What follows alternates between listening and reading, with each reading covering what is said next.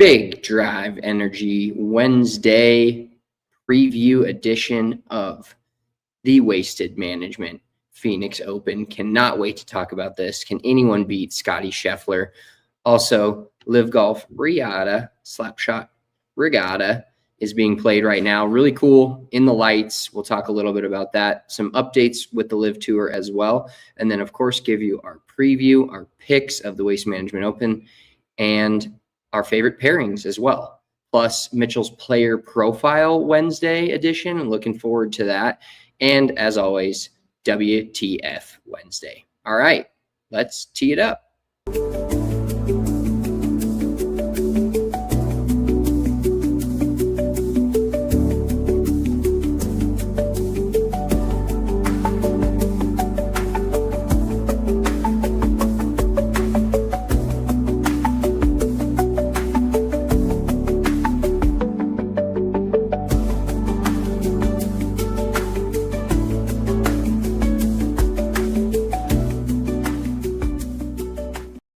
Big Drive Energy Wednesday, Waste Management Week. Mitchell got on the board last week with his picks. I'm going to get on the board this week. That is my prediction. I don't know who it's going to be. Well, I went for a couple of different bets. Your predictions have been less than ideal lately, so I don't know if I would take your prediction for much. If I reverse psychology a prediction of my predictions, maybe then my predictions originally will come true. So, but wouldn't you say that none of your predictions are going to come true? Yes, that's a good point. So none of these predictions none of these picks, all these guys are going to miss the cut. Nothing's going to happen here with my picks. They're all going to miss the cut. Mitchell will hit a sick top 10 again, maybe the hole-in-one on 16 at plus 280. Just gave away one of our nuggets for later, but none of my predictions are going to hit, so don't bet them, don't tail. I'm like fade Trent. I think just like the one and done, dude, where I've had 3 players this year, all missed the cut. Maybe my picks, if I just keep going negative units and never win, I could be like, get popular like Trent at you. Oh, for sure. I actually considered saying the other night, like, this is Immortal Mega Max. And I know that that's like his shtick, and I just couldn't say it because and I actually meant it. I was not being sarcastic, but I was like, if I say this, there's no way it hits. And what was it that I said? Was it our buddy Tuttle asking us for picks? And was it a football game? No, you unsolicited came out and said the Nuggets plus the points against is going to be Thunder. Against the Thunder, which they did not. Did they not? Oh no, they lost by 10, and I think it was 6.5 or 7. So it would, but the game was not close. It was not even close to hitting. Could have backdoored it. But it is also Super Bowl week. Like we talked on Monday a little bit about it, but I've heard it's just not great. From everyone I've seen on social media, I guess there's like really no welcome in San Francisco. The whole media day, I guess, was not great. A lot of the events, and that is kind of what we had talked about. I don't even know if we've talked on the pod about it, but we went out to San Francisco in 2019 for Broncos Niners, and then we played TPC Harding Park. Shout out Will Manning, the legend. Maybe have a sick hookup this year, hopefully at some point, if you can get away from your 2 screaming kids at some point for like 48 hours. But we went out to San Francisco, and going to that football stadium is a giant pain in the ass. It's nowhere near San Francisco. But then also, like, San Francisco doesn't claim the Super Bowl because technically the Super Bowl is not in San Francisco, but the Super Bowl is not really in a city. So it just doesn't make a lot of sense to me. Like, sure, the weather will probably be pretty good, but other than that, like, San Francisco just is not anything special to me, in my opinion. It's from a city standpoint, I mean, sure, there's a lot of like food, a lot of culture, a lot of crime. Like when we parked our car downtown there, they were like, oh yeah, and we had to park 3 blocks away from our hotel, mind you, because the parking garage attached to our hotel, underneath our hotel, was full. So then we're 3 blocks away, and they're like, "Oh yeah, you can't leave any possessions in your car because we're not liable. So if your golf clubs get stolen, anything gets stolen." So was it you and I think hoofing it through downtown San Francisco with 3 sets of golf clubs, because Tuttle, we dropped him off to check us in, and then he's already sitting at the bar with a fucking cocktail. Like, I had never been more pissed off at somebody in my life. Yeah, we had to walk through the entire streets of San Francisco looking like the Beatles walking across the street, the crosswalk. And we had, 150 pounds of golf bags behind us, driving around, just a mess. And then at the hotel that whole weekend, we saw, because that was when the Raiders were still the Oakland Raiders, believe it or not. That's how long ago it was. Holy We saw shit. more Raiders and Steelers jerseys there for the Oakland game in San Francisco than we saw Broncos or 49ers, because unbeknownst to us, not a lot of planning went into that trip, apparently, because we stayed in San Francisco and had to train 45 minutes away to the fucking game. It was insane. Well, and we rented a car, which we basically found out we did not need to do, because the train is probably the easiest way to get down there. But at the same time, there's nothing around the stadium. Like, I don't know. I feel bad for everybody that plans the Super Bowl trip and stays down near the stadium, because I don't think there's like a single sports bar within 15 minutes of the stadium. It legitimately doesn't make any sense. It is truly one of those old school arenas or stadiums that is just parking lots surrounding it. There is nothing. You can tailgate for sure, but other than that, there's not anything to do. So, and on top of it, the game feels very underwhelming to me as well. And maybe that's a little bit of a letdown of the Broncos not being in it, but the juice is just not there for me. No, and I think, yeah, I feel you, because obviously the Broncos being there would have been a ton of juice for us these couple weeks. But I think even just a more intriguing matchup, like if it would have been Rams, Bills, or something like that, it would have been electric. And now, knowing that the Broncos didn't go, I wish the Bills were the team in the Super Bowl, not the Patriots, because it would make for, I'm really not, even though it's getting up to the week of, and usually it's like, okay, we can get excited for this Super Bowl. I'm not all that excited for the Super Bowl. It's not getting me going at all. Like Seattle, both quarterbacks are kind of, one's a second-year player that's obviously had a really good year, but they played the easiest schedule of all time. And then you've got Sam Darnold, the reclamation project of all reclamation projects, and shout out to them for trading away Russell Wilson. Unfortunately, we were on the receiving end of that cluster F. And then turning around, hiring a new coach, and getting back to the Super Bowl 10 years later. And it would have been sick for a Broncos Seahawks rematch. 12 would have been 12 years later from Super Bowl 48 in Santa Clara. You basically just gave us like the Magic Johnson rundown of the Super Bowl matchup. That was very impressive. Thank you for laying out that storyline. I haven't heard that on ESPN for fucking a week and a half now. No, but it truly is. The only reason I'm going to enjoy it is if I can hate watch the Patriots just get murdered. Like that. That is another bet that verbal is binding here. I thought about this immediately. I think I'm going to take the Seahawks to win by 10 to 14 points.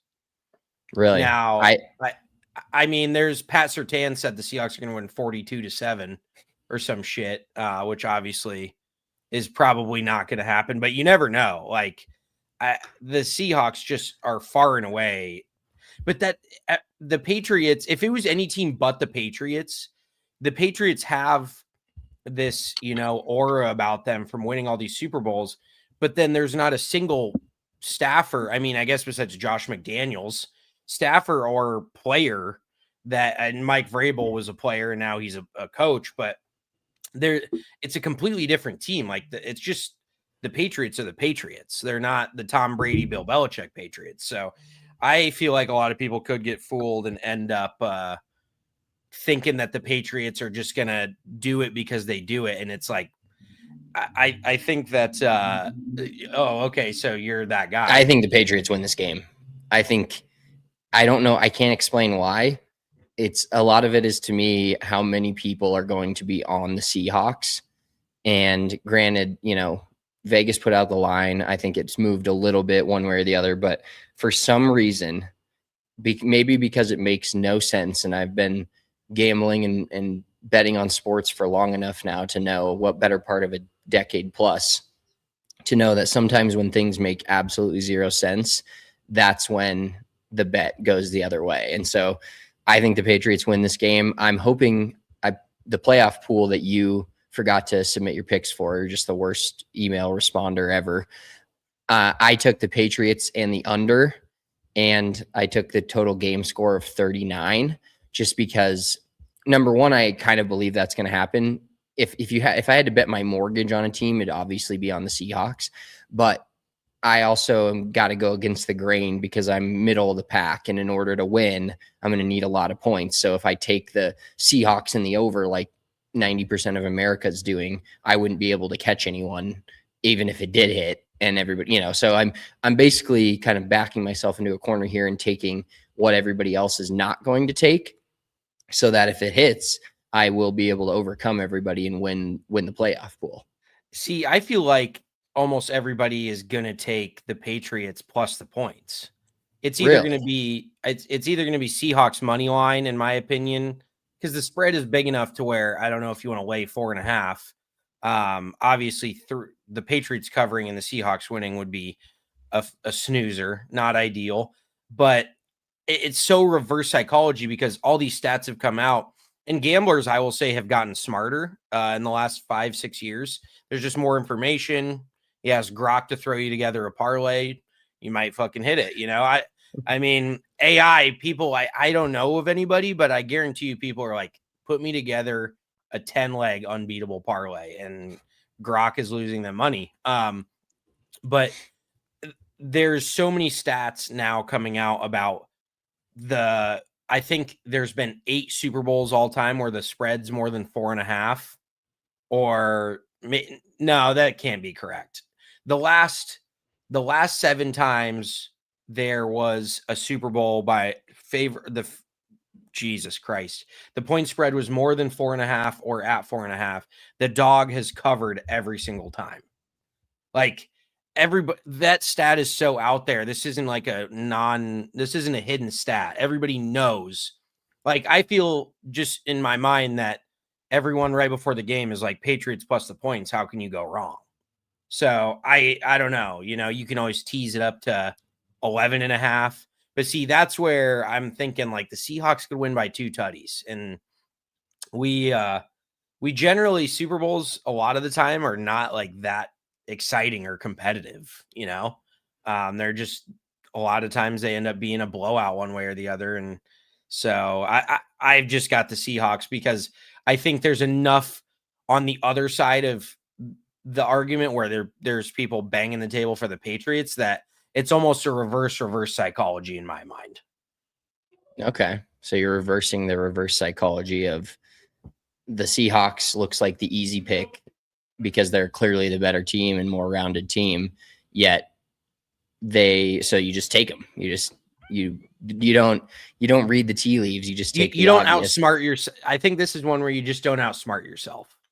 Like, yeah, just like Sean Payton on 4th down, you just run the ball. You take your original gut, you run the ball. You don't run this trick play that you think is going to work with a backup QB. And we'd be talking about Jared Stidham starting a Super Bowl this Sunday. But all right, let's get into the golf. Let's start with, before we get into the waste management picks and preview, let's start with a little bit of Live Golf Riyadh. So Live is kicking off their season this week, and pretty cool, honestly, like seeing some of the just the difference in Live is obviously a lot different than the PGA Tour, and we've talked about it a ton on this pod. But when they go to a full night tournament and seeing some of the shots from the guys on the range hitting through lasers, and then now just actually playing in the dark, and Anthony Kim leading the fucking thing, I mean, it's kind of an electric factory right now. Yeah, no, the major takeaway for me is I think Liv should play every tournament under the lights.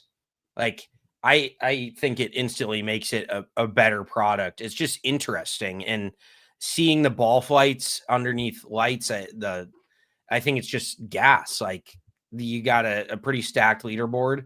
The greens look like they're rolling like a 7. David Faherty goes, yeah, these are like British Open greens. I have no idea why the greens are so slow. But it looked like a little chilly. And you think about it, I mean, if it's dark over there, it's got to be kind of a big ask to be like, hey guys, you're going to play in the dark, especially because in the wintertime, during the day, it's actually, the weather's nice. But the desert, if you know anything about the desert, big geography podcast, or that's not even geography, that's like topography. But the desert gets cold as shit at night because there's no insulation. The ground holds zero heat. So all those dudes were in hoodies and shit. I bet they're like, why can't we play during the day like the DP World Tour? You know, they're in the Middle East right now and the weather's fantastic. But I do think it really does make for a cool product. So Yeah, it's just like you said, so different. And my screen is frozen. I don't know if I'm frozen on your end. Okay, there we go. We fixed it. Shout out to everybody watching on the YouTube. Make sure you like and subscribe on the YouTube channel for all your big drive energy needs. But yeah, I mean, it's looking at the leaderboard. Anthony Kim is no longer leading. That must have been an old tweet. I mean, Thomas Dietrich on Super Bowl week is unbeatable.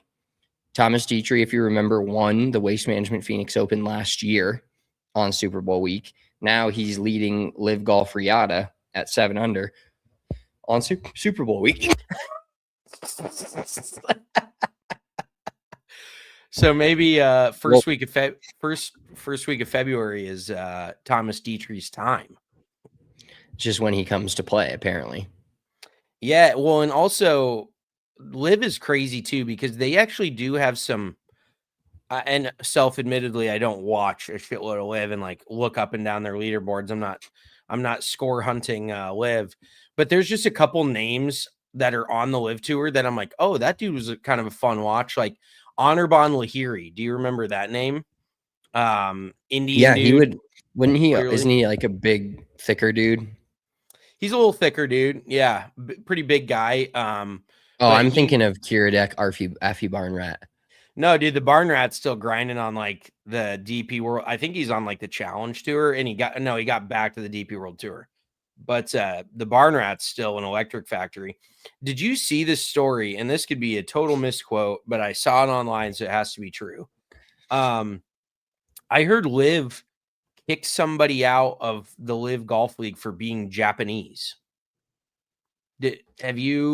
I'm dead serious. Like that sounds fake, but apparently he was on the Ironheads. And it was like a random name that not a recognizable name. But since all the Ironheads apparently are Korean and he is not, they just gave him the fucking swift boot. Like okay, ahead of the 2026 season, shout out to Google AI here. Live Golf has made significant roster changes that resulted in the removal of Japanese golfer Junichiro Kozuma. Junichiro Shizuma dropped despite a solid 2025 season where he finished 32nd in the standings, quote, avoiding automatic relegation. He was not but retained by his team, the Ironheads. Blindsided by the news, reports indicate that he did not receive any direct communication about his release, only finding out he had lost his spot via social media. Wow. That's fucked up. Yeah, Liv seems like they would do some shit like that. Pretty crazy. And I don't know if it's directly because of that. That's like discrimination. I bet he's going to sue the shit out of them and probably win. Luckily, they got a few dollars in the bank. Slowly dwindling, though, as all the reports are coming out. The money is slowly dwindling. So I also saw the statement that they're taking the winner's purse, or is it the year-long winner? Yeah, the year from 18 million to $6 million. Saving a crisp 12er right there. But can you imagine like Liv brings in a businessman and he looks at their books and be like, you're fucking hemorrhaging money. Like this isn't a business. This is a charity. And that, I mean, that's what the PGA Tour got away with for forever. They should turn themselves into a fucking not for profit 501c3. Yeah, start doing some charity work. But I just can't imagine that they're making any money on this. And I guess that's kind of the idea behind Liv. And I don't also like, it's just easy to shit on Liv at this point. Like it's kind of the low hanging fruit. I still like the product of what they're doing. But I actually saw Lee Westwood today tweet about, oh, so you're a fan of monopolies because somebody said that Live Golf shouldn't get world ranking points, which it announced that they did. And he goes, oh, I bet you think that the teams that win the NBA finals or the World Series are world champions of baseball and basketball. And I'm like, I get what you're saying about the monopolies league, but you're 100% fucking wrong about that. There's not a single team that's beating the NBA champion in the world. And there's not, unless it's an Olympic team made up of, the dream team or maybe Serbia. Shout out Nikola Jokic and all the Nicolas, all the Nicolas. But And all the Nicolas and all the itches. Yes.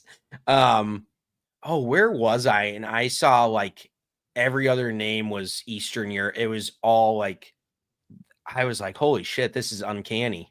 But yeah, the MLB and NBA, and for that matter, hockey. Well, yeah, maybe Russian teams could give them a run for the money, but winning a championship in the US remains the pinnacle of mostly all sports, unless it's cricket or rugby. Soccer.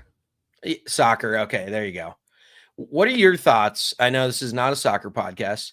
Do you think soccer is actually the biggest sport in the world?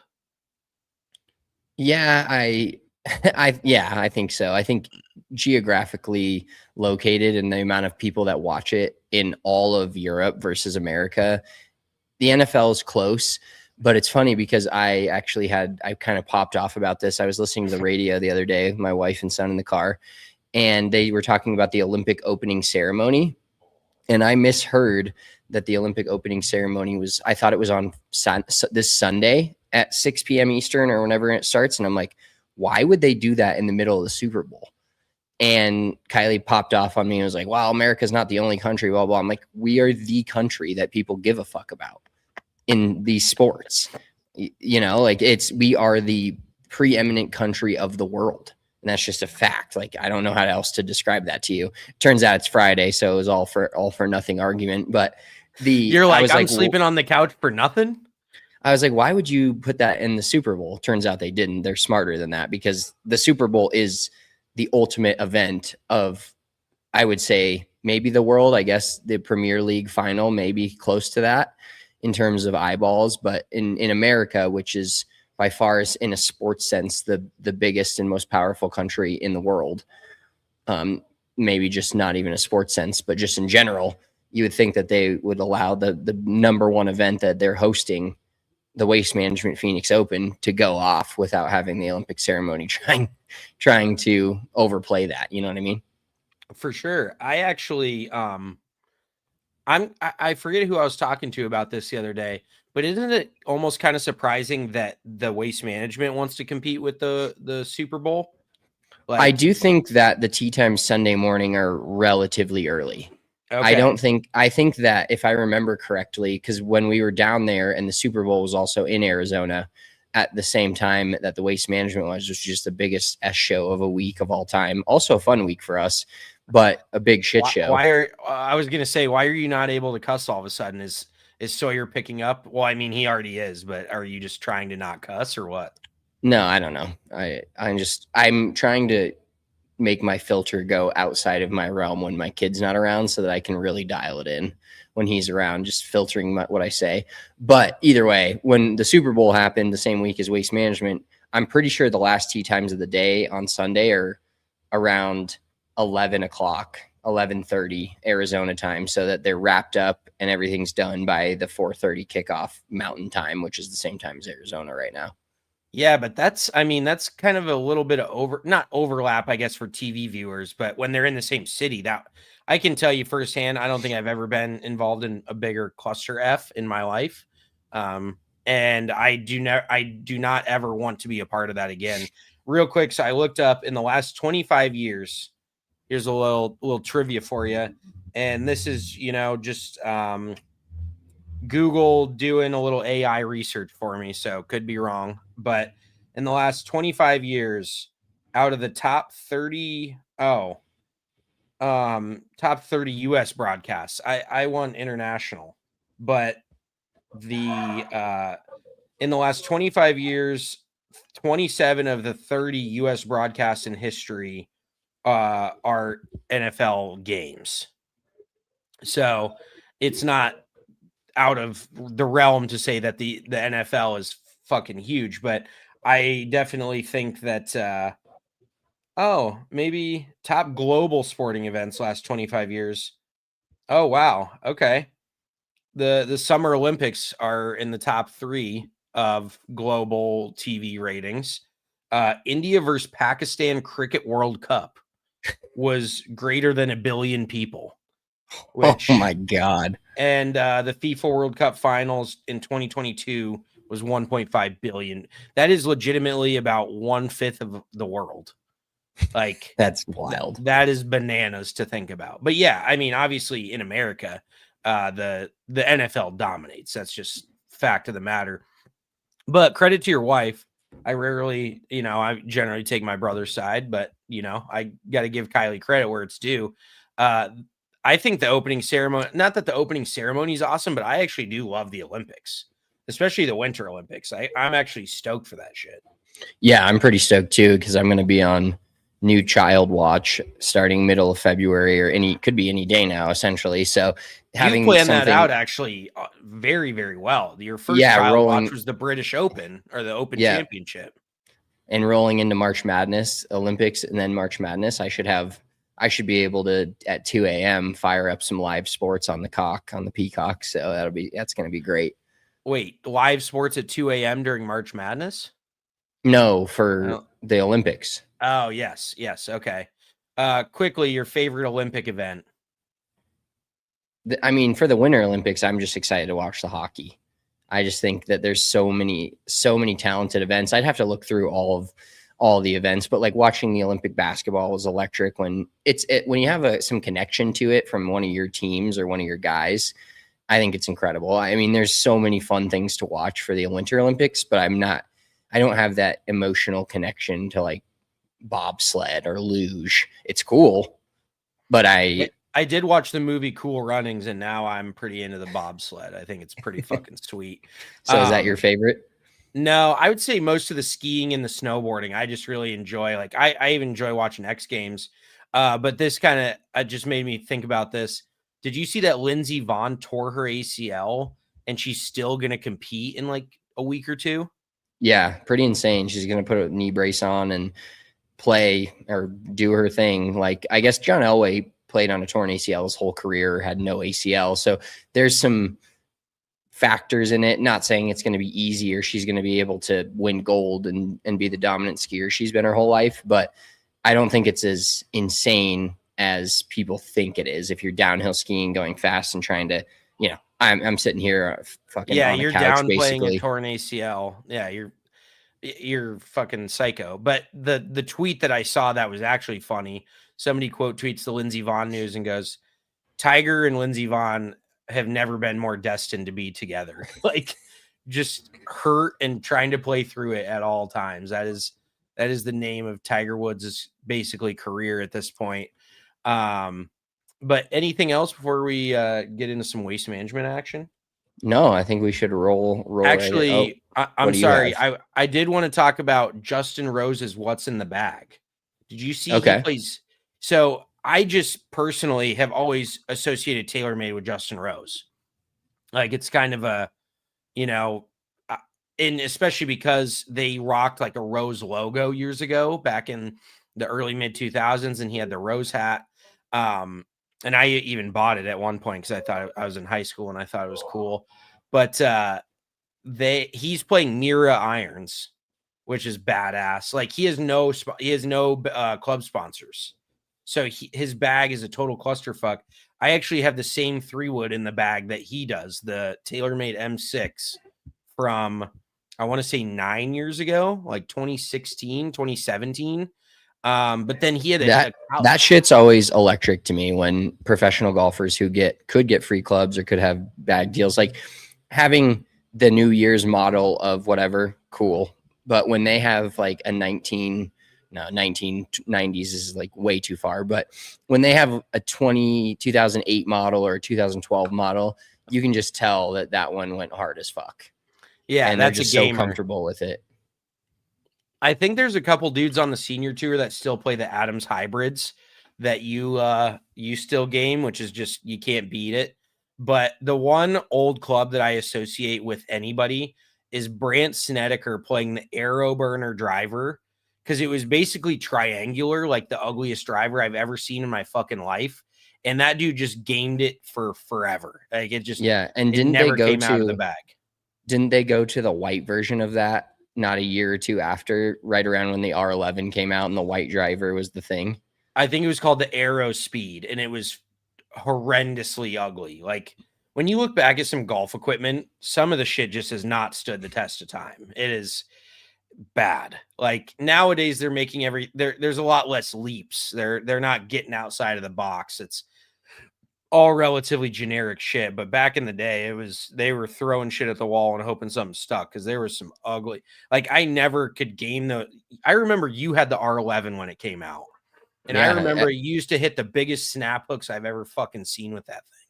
I did have one of the best. I still remember one of the best driving days of my entire life. I think I was playing with Logan Lenz at Spring Valley, and I had the best. Every tee shot was just a high cut right where I wanted it. And some days you just have those days where you can't miss. And then other days it's, like you said, a snap hook left, it's high right. It's a lot of just a big old mess, which tends to lead itself to my golf game.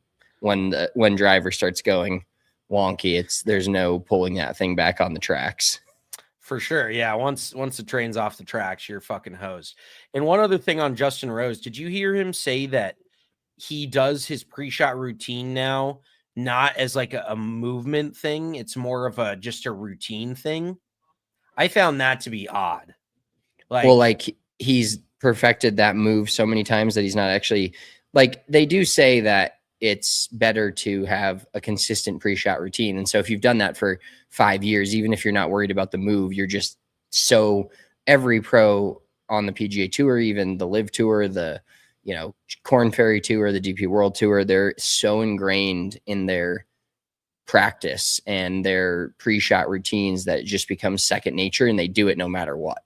That's true. But I just noticed, and obviously Justin Rose is an elite level athlete, but when you overdo something like that, because that move is essentially trying to get the club head inside of his hands on the way down in order to hit a draw, but he consistently draws it so much that I'm like, can you overdo that move to the point where in years like Jordan Spieth's very similar, where he was swinging it from the inside, hitting great draws. That's actually probably when he played his best golf of his career. But then all of a sudden you see him roll out this crazy over the top practice move. And that is kind of what you see guys that get the overhooks starting to do, is they go in the complete other direction. And so I'm just curious if at some point we see Justin Rose start to like overhook it, because he does swing it pretty consistently from the inside, but then he releases it so low and left that maybe he's just got it dialed in. Maybe he's just an elite athlete. Like, shocker. Is an elite athlete at 45, turning back the clock, winning golf tournaments, number 3 in the world. Shout out to him. Let's talk about the Waste Management Phoenix Open, aka where Scottie got his start. We were there watching Scottie Scheffler win this event a couple years ago. 3 years ago? That started this unbelievable tear that he's on. I think and four, maybe 4, because he won it. And then did he win it again the next year? And then it was Nick Taylor, and then it was Thomas Dietrich, and now Scottie's back. I think you're correct. Yeah, I think he won it back-to-back years. And I found out the reason that Scottie didn't win it in 2025, when I was making our betting card for today, I was looking up through trying to submit it and put it in the StreamYard, and the betting card from last year had me taking Scottie Scheffler to win this thing at plus 275, and he did not win. So that's the key, is just Spencer place any sort of wager on Scottie Scheffler and he doesn't win, which I didn't do this week, but I did pick him we got him in tier 1 in our Run Rick Good tiers pool. So, I mean, you can't not take the guy at this point, but overwhelming favorite going into this week. And the Waste Management Open is obviously one of the more fun PGA Tour events, if not the most fun. And I think, number 16, we've been there. Obviously, we've been inside the ropes. We've been there for practice rounds. We've been there for pro-ams, the celebrity shootout. We've seen it all from inside and from outside the ropes. And I don't know if necessarily it's number 16, and obviously it gets overblown on social media and people chugging beers and having a good time. I think it's just cool that tournaments have their thing, and it's kind of at the RBC Canadian Open. They've recreated that a little bit with the hockey hole and where it looks like a hockey rink and everybody hits their hands on the side of it. So it sounds like you're playing a hockey game essentially, but it is cool when a specific tournament has their own hole or their own thing. And I think it's created mostly at TPC Scottsdale for number 16, but now apparently they've redone the entire hole in terms of the guest experience. The hole itself is still the same, but the grandstands and everything are reusable now, I want to say. And I just saw a little Waste feature Management on it, made all the stands out of fucking recycled bottles. Probably all the aluminum from all the beers that people drank on 16 the previous year. That would be efficient. Yes, that would be efficient. Do you know what's funny, though? This is the first year the Waste Management is called the Phoenix Open, and it's actually an invitational because there's not a single Monday qualifier in the field this week. Along with, I think, every other PGA. I think there's maybe a couple PGA Tour events that have Monday queues left, or are they just wiped out now? I forget. I don't remember. I know we talked about it a little bit when Monday Q Info started posting it, but he did post that again this week that there's no Monday qualifiers in the field. And it is one of the tournaments where obviously it's Super Bowl week. So Sunday is everybody's a little bit distracted, but first tournament in Arizona of the year, a really good golf course. And this year we've got an extremely stacked field, of course, followed by Scottie Scheffler winning his maiden voyage. So do you think anyone can beat Scottie Scheffler this week? Like, do you think obviously it's his tournament to lose. The odds say that, but if you had to take Scottie Scheffler of the field for your entire mortgage, let's say, or your entire savings account, would you take Scottie Scheffler or would you take the field? I would take the field just because, there's so many good guys out there now. And this is probably one of the most stacked fields so far this year. We've got a lot of the guys that have not played yet are coming back and playing. You've got, Brooks, he's back in the mix. I don't know. It's just so hard for me to wrap my head around picking one guy. Is he far and away? Like, even if you probably said half the field, depending on which half, I would probably still take Scottie. Just the entire field is very hard to beat. That's why it's really hard to win on the PGA Tour. But there's just a lot of really, really good players now. And we can clip this when Scottie Scheffler wins by 4 or 5, but I don't know. It is truly, I think, a place where he plays really well and he loves it. I just, from a betting perspective, I don't know why my mind always goes to betting. Shocker. But I will just never bring myself to take one dude against 143 other guys at plus 250 or plus whatever. It's not in my makeup. The first thing I do when I open up the betting apps is I scroll down like one page because I want some saucy odds. Like, that's what we're looking for. If you gun to my head, tell me who's winning the Phoenix Open, I'll say Scottie Scheffler without a doubt. But who am I betting? Totally different deal. Yeah, well, let's get into some of the pairings for this week. So these are the tee times for round 1 and the pairings, of course, for the first couple of rounds. I think it's cool to see Chris Gotterup getting the favorable pairing with Jordan Spieth, who's played really well here. It'll be interesting. He's another kind of side storyline. Obviously, Scottie Scheffler being the favorite is the number one storyline, but Jordan Spieth's played really well here and just kind of fallen off in his career. So I know our boy Jamesy Poo will be watching with bated breath, and Jordan Spieth's going to get an up close view of how good Scottie Scheffler is and what a real, dominant player looks like nowadays. But what are some of your other favorite pairings? I think Victor Hovland with Hideki Matsuyama and Colin Morikawa is a great one. Yeah. Hao Tong Lee with Neil Shipley and Adrian Dumont Deschart. Oh boy. Deschart. Deschart. Jesus Christ. That was your right Andrew Rycroft moment there. Mark Rycroft. Andrew Wright, whatever. Mark Rycroft hit the hard chart. But yeah, obviously the Scottie pairing is electric. JJ Spawn, Sahith, and Sam Burns is a good one. A little more off the beaten path. Where did I see it? The Andrew Novak, Harry Hall, Akshay Bhatia is always a saucy one. Sammy Valimaki, Garrick Higo, Nico Echeverria. Echeverria has been on a heater lately. Except when I take him in the one and done, he misses the cut. Yeah. Oh, yeah. I forgot about that. And then Minwoo Lee, Ricky Fowler, Siwoo Kim. I bet that will be probably one of the most followed groups out there because Minwoo is a man of the people. It'll be interesting to see if the chefs are out at in droves at TPC Scottsdale wearing their Let Him Cook shirts and hats because that was pretty electric. But there really isn't many pairings. Patton Kazire, Michael Torbjornsen, and Danny Walker. Pretty solid one. Danny Berger, Michael Kim, Bud Cauley. I like that one as well. I think now we're just naming names. Yeah, I think challenging for obviously Schauffele, Cam Young, and Brooks Koepka will be one of the most followed of the PGA Tour. But I think challenging that from just a fan perspective definitely has to be the Max Homa, Joel Damon, and then they throw Keith Mitchell in there, which is pretty hilarious to me. Yeah. Oh, that's a good one. Kashmir Keith.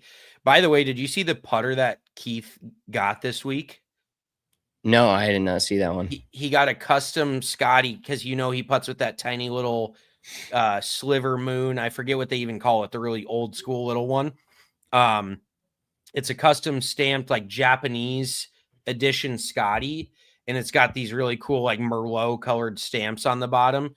And then the head cover is actual cashmere. Like it's probably will go down as one of the most expensive Scottie head covers too. I don't know. I don't think they're making it for anyone else but him. But the head cover is electric as well. So, and somebody tweets, I can't wait to watch him miss every 4-footer he looks at with this putter. Because honestly, it feels like Keith Mitchell is one of those dudes that hits it just about as good as anybody out there and putts it like complete dog ass.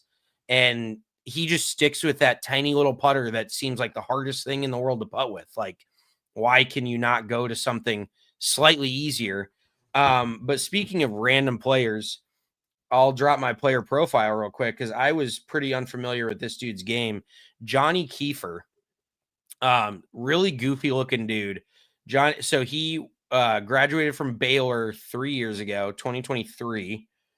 He's 25 years old. He is originally from Baltimore.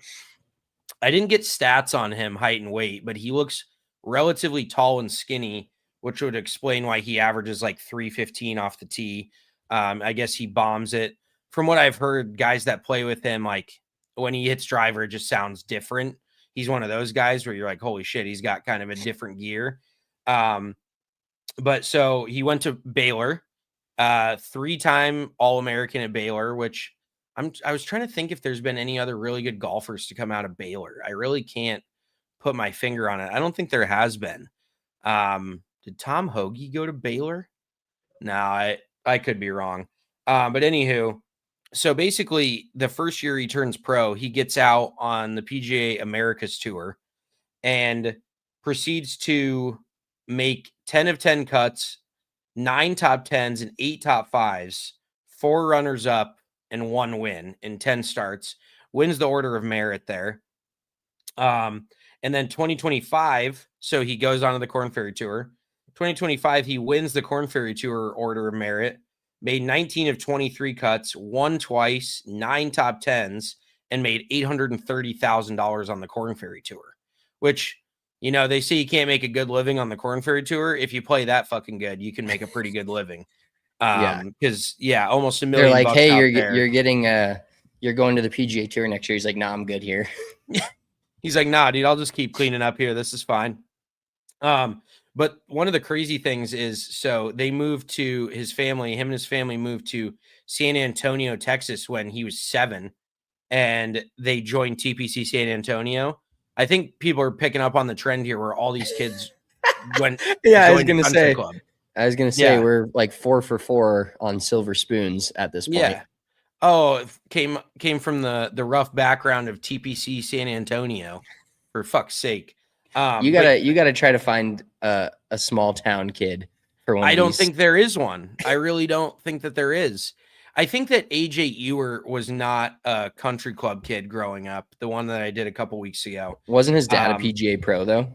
Yes, but that we know that's pretty humble. That's some humble shit there. That's nothing to write home about. I'm the definition of that, being humble. Very humble. Yeah, his dad's no tech fucking CEO or anything. But apparently his dad had to bribe him with lacrosse equipment because he's just a lax bro at heart. I guess being born in Baltimore, that's a very culturally popular thing in Maryland. But his dad would, if he went and practiced golf, his dad would buy him new lacrosse equipment. And then I guess they realized he was pretty fucking good at golf. And then he dropped the lax, and he's no longer a lax bro. But I hit his social media, and there's really not that much, like, all these dudes are so buttoned up. Like, everything is deleted from when they were kids. They don't post any crazy shit. I want to find someone that's got, like, I go to 2013 on their Instagram and it's just some wild shit. You know what I mean? But yeah, the dude has just steamrolled professional golf basically to this point. And he's made 2 of 2 cuts so far this year on the PGA Tour. So I actually have him as kind of an outside chance to maybe top 10 here. His game, he bombs it, and Phoenix is always a good place for that. So I like Kiefer this week now that he's got his feet under him a bit. I love that. Let's get into our picks and get those up on the screen here. So Waste Management Phoenix Open picks plus a Super Bowl prop for all of you out there listening. Make sure you get that in on that. Those were from the DraftKings Sportsbook. A lot of these other odds from Bet365, just wherever we can find the best odds, because I need all the help I can get. So as you can see there, me on the left, Spence, 9 units down. It's all right. 0 for 9 as of this moment, but this is the week we change that. I don't know how many times I'm going to keep saying that until it happens, but we're going to keep saying it. Sepp Straka to win this event at plus 5,500. Seen him in a lot of the models. You know, that's what the smart bettors say. A lot of the models have Sepp Straka this week, so I'm rolling with him to win. I think looking back at the winners of this, they were all in the like plus 2,000 to 4,000 range. So it wouldn't surprise me if Sepp misses the cut, of course, but you never know. I'm just going with trying to get all my units back. I just want to hit one winner all year, and I think that'll about cover me for the year. And then Michael Kim, I noticed a little trend here of guys that got second place or were up really high on the leaderboard would go on to then win the next year or go back and repeat that success. So Michael Kim was second here last year, albeit by 7 shots to Thomas Dietrich, but second place is second place on the PGA Tour. You still get paid. And he's plus 1,800 to top 5. And then Sahith Theegala, of course, when we were there for the original time we went to this, and Scottie Scheffler ended up winning, Sahith Theegala was leading the tournament for a lot of it. And then we saw him hit the ball into the water on 17, that drivable par 4. He pulled one left and hit it, bounced into the water, and then he kind of lost his lead from there and ended up not finishing first and not winning the tournament. But Sahith Theegala is a great combination this week of a guy that's played really well at this golf course and a guy that's on fire, made his 100th cut. His whole family was there celebrating. We actually got to shoot the shit with them a little bit when we were down there inside the ropes on 17, right before he wasted one into the water, right before he, was swimming with the ducks. But his family they just seem like a really cool group of people. And it's awesome. Yeah, his dad's an electric factory. Yeah, it's awesome how much they support Sahith. And then I also have Sahith in my 1 and done. And then my Super Bowl prop is over 2.5 players to attempt to pass in the Super Bowl. So this could go one of 2 ways. Maybe a little Josh McDaniels gets in his bag a little bit, a little double reverse throw from Stephon Diggs we've seen, or Gunnar Olszewski. Keep an eye out on that name. Back, a little throwback to Drake May, or throw down the field to one of the running backs coming out of the backfield. Or Sam Darnold's shoulder just falls apart and Drew Lock comes in and plays in the Super Bowl. I could hit this a multitude of ways. So that is plus 190, and I'm going to roll with that. Yeah, I mean, that's pretty, that's a little risky business, but you're right. It's kind of open-ended. I like that. So I'm rolling Hideki Matsuyama. He hasn't played that well here as of recent, but he's won it twice. He's generally in his 12 years on tour. He's played very, very well here, and he's in good form right now. He played pretty well last week. I just like Hideki here at TPC Scottsdale. Johnny Kiefer on my betting card. I like the odds. I feel like he is pretty primed to have a solid finish. Also, just find his odds to make the cut because I don't think he's going to miss the cut. And then hole in one at 16 plus 280. I just am hoping for an electric weekend on the 16th hole. I want to see those tees moved up. I want to see these guys firing at the flag, and I want to see some man nipples this weekend, Joel Damon style. I want to see somebody rip their shirt off. So I am just hoping for this hole in one on 16 plus 280. Yes. And then my prop is Seattle defense and special teams anytime tutty plus 370. They've got ball hawks in that secondary. Drake May loves to throw the occasional doy pass down the field that, or just fumble the ball. Well, yes, fumble the ball, but then also their special teams is electric. Rashid Shaheed could easily return a punt or a kickoff. So, and if we recall how the Seahawks Broncos game started off, it was anytime tutty for the Seahawks special teams and defense in the first 10 seconds of the game. So I really like that plus 370. I feel like those odds are pretty solid. Yeah, I think we got some great picks on there. Of course, with golf betting, unless you want to take Scottie Scheffler, you're going to want to get some value and get some good value from these players. I'm going to be rooting my guys on this week. Really excited to watch the Waste Management. I think last week, now granted, it could, like I alluded to earlier, Thomas Dietrich won this tournament by 7 shots last year. So not the greatest ending, but hopefully, obviously we were always cheering for our betting picks and cheering for certain guys. I just want to see this tournament come down to 17 or 18 or even a playoff. I think when Nick Taylor won it, do you remember who he played in the playoff? Charlie Hoffman. Yeah, good memory. I don't know how I remembered that, but I just remember Waste Management boy. Yeah, Charlie Hoffman always comes to play here, and then every year I'm like, I should bet Charlie Hoffman. I should start putting calendar reminders when I see somebody win that I'm like, I should have bet that guy, and then I'll do it the next year, and I can stay ahead of that. But before we get out of here, we do want to do, as always, WTF Wednesday, one of our favorite segments where we go through something that happened to us during the week and just ask ourselves what the fuck is going on here. So I'll start because we get our groceries delivered to our house, and our groceries got delivered on Sunday night, late night, about 9:00. And they said they were delivered from the King Soopers app. Shout out King Soopers, always delivering our groceries. This one, not as much so because they delivered it to my neighbor's house. So we look at the picture and I go outside, no groceries. We look at the picture and we can clearly tell it's at our neighbor's porch. And I'm like, I'm going to have to go over there in my underwear and steal these fucking groceries back to our house. So I run over there, 9:00 at night, dark, cold, grab it. One trip only. You know how I am. One trip with all the groceries. These new paper bags make it real tough to do that sometimes when the handle rips, but we got her done. And I brought the bags back to our house. Excuse me. And they smelled like the most horrific cigarette smoke of all time, which crazy because have you considered that maybe the person delivering them was smoking cigarettes?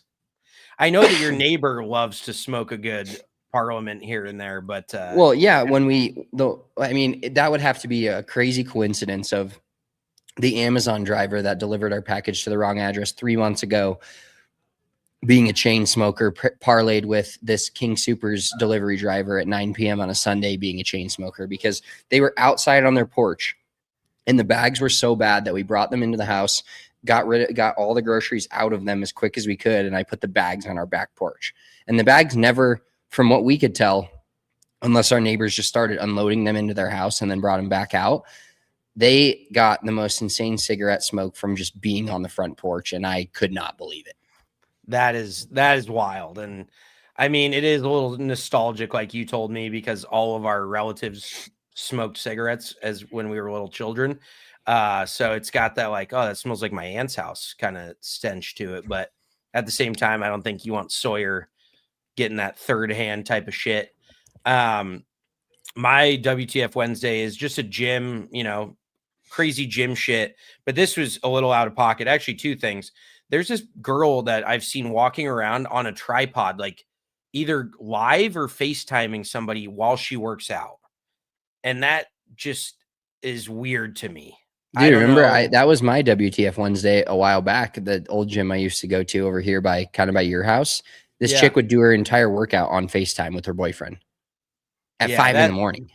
Yeah, that's pretty wild. Like talk about a dude that's like, I will not let you out of my sight. Exactly. That's how I feel. There's a good chance he's ugly for sure. But this other dude, this is even more wild. This guy, those reflective suits that are supposed to make you sweat? Yeah, like full on look like a spacesuit. It looks like tinfoil. Like exactly like a tinfoil suit. There's this guy in the very there's a corner that everybody walks around. It's the whole line of treadmills, and you walk around the corner to go to the bathrooms. So everybody goes right here. He picks the very end treadmill that everybody has to come in almost direct contact with. And this guy's got a tinfoil suit on. Like it was like a waterfall. I am not shitting you. There was a puddle underneath the treadmill. It was completely fucking soaked. And I walk by, like me and this guy both walk by at the same time. And I see us both look down and be like, what the fuck, dude? Like it was legitimately soaked. The treadmill was soaked. I was in disbelief. I'm like, is anybody going to come over and tell him to not do this? Like, this isn't your personal fucking gym, bro. And whoever has to clean that up, I just felt terrible for, but he must have been walking on an incline for like over an hour and just trucking. Like maybe he had to cut weight or some shit, but I was just baffled that a human being could sweat that much. It looked like a good gallon of sweat if you could put it all in something. It was disgusting. That's unbelievable. Yikes. Yeah, I've sweat, but creating my own pond below my treadmill is not something that I look to get into when I go to the gym. Yeah, effectively the treadmill was the moat over his fucking sweat pond that he created underneath it. I've never seen anything like that, and I hope I don't again. And then you have the gym janitor doing the fuck my life as he's mopping up this guy's mess. Fuck my life. Yeah, that. And also my gym lately, it's not like a nice gym, but they haven't had hand wipes available multiple days. I'm like, I don't want to be touching other sweaty people's shit. I always wipe down my equipment. Like, I hope other people do too. And I'm like, you really can't afford fucking, if their supplier can't get them to them, like there's a Wegmans right fucking there. Go buy 8 million hand wipes because I don't give a fuck. Like, I don't want to touch gross shit. Yeah, the gym I go to occasionally, the one by my work, it's a rec center, public rec center. So they don't have hand wipes, but they have paper towels that you then have to spray bottle. So you spray bottle and paper towel, which is better than nothing, but it still does annoy me. Like, give me a fucking antibacterial hand wipe that can't be recycled and just crushes the planet because I want my shit to be clean. I need a wet wipe in hand. Yeah, 100%. Well, that wraps it up for us on this edition of Big Drive Energy pre-waste management. We'll be back Monday afternoon, 3 p.m. Eastern time. Wait, when will we be back? Monday afternoon. Are we not doing an interview? Oh, yes. We've got an interview set up for tomorrow that will go out on Sunday or on Friday. Sorry. Interview tomorrow. Today is Wednesday. We're live. Tomorrow, we're going to record an interview with Cam Crabtree, PGA pro here in Colorado, who's taking a journey on playing every golf course in Colorado. So I can't wait to ask him about that. That will release on the YouTube live and on the podcast platform live on Friday. So 3 shows this week. And then we'll be back live with you on Monday to recap the Waste Management Phoenix Open, talk about Live Golf Riyadh, and much more. Make sure you're following us on all the socials at Big Drive Energy, Big Drive Energy Golf on Instagram. I am at Big Drive Spence. He is at Big Drive Mitch. Have yourselves a great weekend. Enjoy the Super Bowl. Enjoy the Waste Management Phoenix Open, and we'll talk to you Monday. Peace.